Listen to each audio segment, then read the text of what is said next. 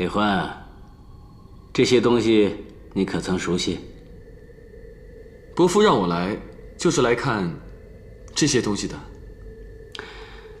你看我这些文物价值几何？这些东西都很不错，唯有这把剑最有价值。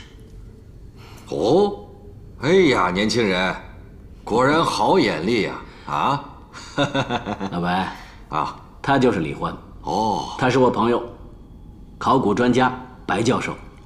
白教授，李欢，刚才跟你开个玩笑，别介意啊。我怎么会介意呢，伯父？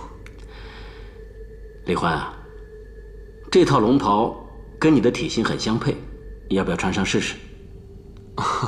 这个龙袍有一股怪味儿，闻着头疼，我穿不得。这龙袍上啊是用了各种的化学洗涤剂、酒精、汽油、甲苯、丙酮，我也闻不惯这些怪味儿啊。这些都是价值连城的东西，我想请你来帮我鉴定鉴定。李欢，哎呀，太巧了，太巧了！哎，你看，这书上啊，就写着李欢。这本古书里只有这2个字是用汉字写的，没想到你居然跟1000多年前的古人名字相同啊！啊！